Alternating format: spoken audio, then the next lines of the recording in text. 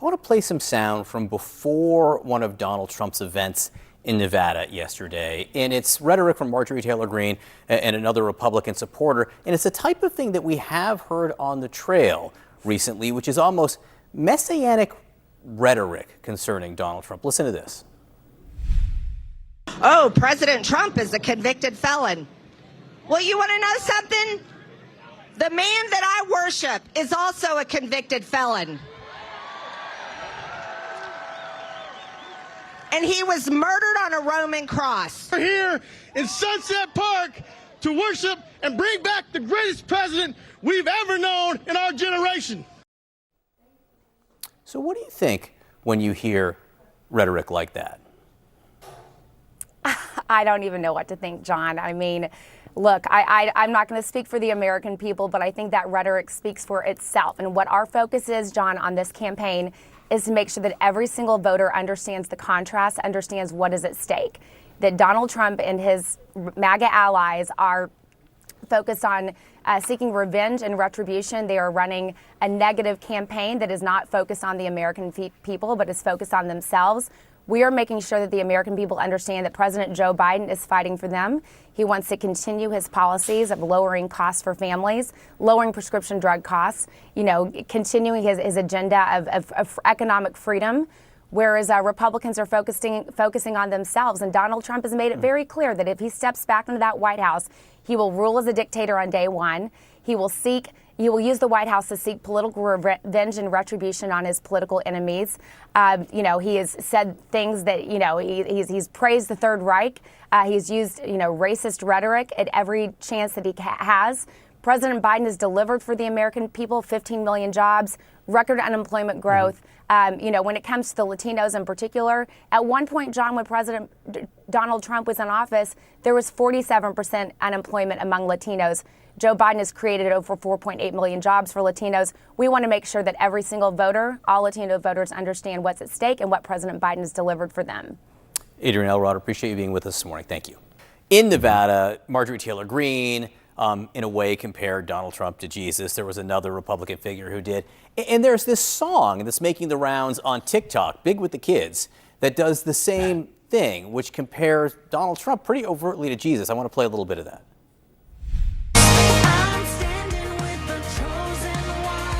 I am the chosen one. Again, we've been asking this morning, Doug, what people's impressions are of this. What is one to make of that, Doug? Well, clearly it's crazy time, John. There's no doubt about it. But I think Donald Trump benefits from us talking about the crazy time and not then focusing on those other issues that Trump either loses on or can gain from. When we talk about all the weird things that Donald Trump does, and we fact check the 37 lies that he told in a speech, what we're not doing is talking about the issues that everyday Americans care about. They don't focus on this weirdness, and it is weird. They focus on the issues that impact them. They focus on inflation and the economy. They focus on the border. And I think when we get distracted by all these weird things that Donald Trump does, and yes, Simon is right, don't spend time with Joe Arpaio. Yeah. We lose focus on those things that voters are telling us very loudly that they're concerned about. Very quickly, Simon, your response to that. I'm wondering if you agree with that. Well, I do think the election is going to be contested around the economy and healthcare and who's going to keep us safe. And also, I think on fundamental values. I think this issue of having a guy who now we know is, committed sexual assault, who has defrauded the government of hundreds of millions of dollars, who's now 34 times a felon. I think these things are really going to matter. I mean, we know this from Republicans like Mitt Romney, who talk about this all the time, that he just can't support a Republican who's been found, to have committed sexual assault. So I do think in addition to all the issues that Doug is talking about, which really matter, the issues of values, leadership, integrity are also going to really matter in this election.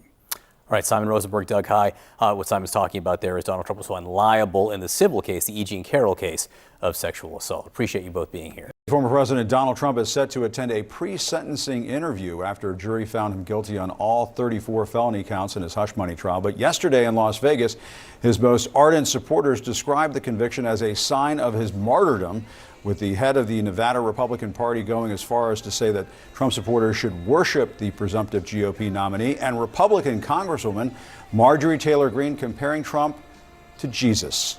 Now, as temperatures soared into the triple digits, Trump told his supporters what he thinks about them.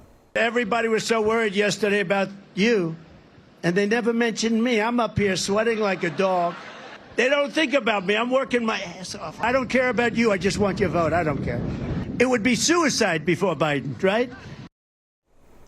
Now, Trump has a history of bathing in messianic rhetoric throughout his trials. He's cast himself as a martyr, compared himself to Jesus, and reshared fan videos like this one, which he declares, quote, "God gave us Trump." And from his presidency, of course, you may recall this viral moment. I am the chosen one. Somebody had to do it. Here to discuss our chosen ones this morning, former assistant to President Biden, Megan Hayes, and CNN political commentator Shermichael Singleton. Shermichael, I mean, you know, the Jesus stuff, the Messiah stuff, isn't that offensive to evangelicals, conservative Christians? It's going to put me in the hot seat this morning. Yeah. I mean, look, I think a lot of evangelicals will look at the former president and say, oh, you know, that's a little bit of fodder. You know, they have their religious beliefs. And you see some people who were at the event. I actually talked to someone who was there, and he said a lot of people looked at it as sort of jokes and bluster. They really wanted to hear the former president, make his case about why he's the better alternative, his case against Democrats, his case against President Biden. That's what really, really riled the crowd up. They sort of laughed at some of this commentary. So I think for those folks, they don't take the former president too serious. Well, there's something that I think was very serious yesterday, Megan. He took his rhetoric surrounding January 6th a step further, suggesting that those who stormed the Capitol were, quote, warriors. A lot of people may have overlooked this over the weekend, but that's the language he used. Let's watch.